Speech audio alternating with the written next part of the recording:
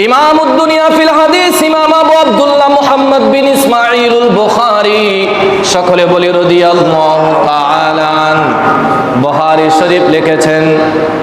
সেখানে তিনি বয়ান দিচ্ছেন তোমাদের মর্যাদা, তোমাদের শান আজমত এত বেশি হওয়ার কারণ হলো তোমাদেরকে রাসূলুল্লাহ ঈমান দান করেছেন, আমাদেরকে রাসূলুল্লাহ ঈমান দিয়েছে।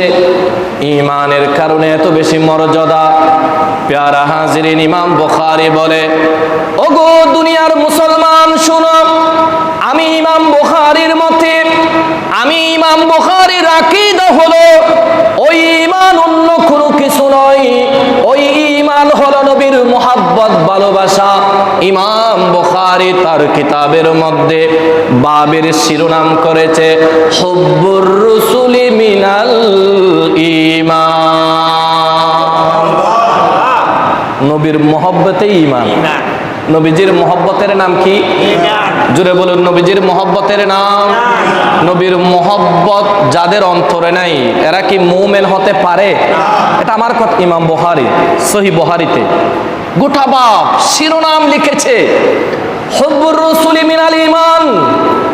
আর নবীজি হাদিসের মধ্যে ইরশাদ করেছেন, লা ইউমিনু আহাদুকুম হাত্তা আকুনা হাব্বা ইলাইহি মিন ওয়ালিদিহি ওয়া ওয়ালাদিহি ওয়ান নাসি আজমাইন। উম্মত, তুমি ততক্ষণ পরিপূর্ণ ঈমানদার হতে পারবে না যতক্ষণ তোমার আওলাদ, তোমার মা বাবা, ছেলে সন্তান, এই দুনিয়াতে যত নিয়ামত আছে সমস্ত নিয়ামত থেকে আমি মুস্তাফা যতক্ষণ তোমার কাছে প্রিয় হব না ততক্ষণ তুমি ঈমানদার হতে পারবে। তাহলে নবীর মুহাব্বত যার সিনাতে আছে, ওই আল্লাহর বান্দা রাস্তা দিয়ে যখন হেঁটে যায়, রাস্তা দিয়ে হেঁটে যায়, তাও হাদিসের মধ্যে রাসূল আকরাম ইরশাদ করেছেন, ওই উম্মত রাস্তা দিয়ে হেঁটে মসজিদে যাচ্ছে না, রাসূল বলেন সেই তার জান্নাতের দিকে, আমার আল্লাহর দেওয়া সবচাইতে বড় নিয়ামত ওই জান্নাতের দিকে সেই উম্মত অগ্রসর হচ্ছে। মসজিদের দিকে যাওয়া মানে সেই তার জান্নাতের দিকে যাচ্ছে, মসজিদের দিকে যাওয়া মানে আল্লাহর দেওয়া সর্বশ্রেষ্ঠ নিয়ামতের সেই মালিক হওয়ার জন্য সামনে অগ্রসর হচ্ছে। তো আজকে আমরা নামাজের জন্য আসলাম মসজিদে, এক একটা কদম আপনি দিচ্ছেন, রাসূলুল্লাহ বলেন এক এক কদমের কারণে আপনার সগীরা গুনাহগুলো আল্লাহ মাফ করে দিচ্ছে।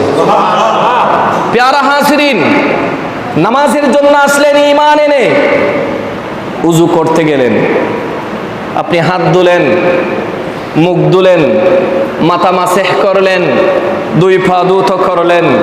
রাসূল আরবি বলেন, যখন আপনি উযু করার সময় পানিগুলো আপনার শরীরে দেওয়া হয়, আপনি যখন হাতে পানি দেবেন, ওই হাতে পানি দেওয়ার সাথে সাথে হাতের মাধ্যমে যা গুনাহ হয়েছে আল্লাহ তাআলা উযুর পানির উসিলাই সমস্ত গুনাহ আপনার শরীর থেকে জড়িয়ে দেবে।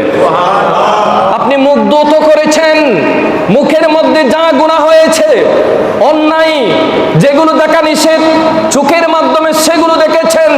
রাসূলুল্লাহ বলে, উম্মত যখন উযু করে মুখ ধুত করার সাথে সাথে তার চোখের মাধ্যমে, মুখের মাধ্যমে যা গুনাহ হয়েছে উযুর পানির উসিলাই আল্লাহ সমস্ত গুনাহ মাফ করে দেয়। এভাবে ফাদুত করলে, মাথা মাসেহ করলে আপনার গুনাহ যাচ্ছে।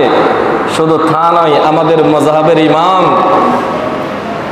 ইমাম আবু হানিফা নু'মান বিন সাবিত, সকলে বলি রাদিয়াল্লাহু তাআলা, তিনাকে আল্লাহ কশফ দান করেছে। কশফ, তিনি যদি মনে করুন উযু করতেছে কিছু মানুষ, পাশে যদি তিনি থাকতেন তাহলে তিনি ওই মানুষটা কি গুনাহ করেছে সেটা পর্যন্ত ইমাম আজম দেখতে পাইতেন।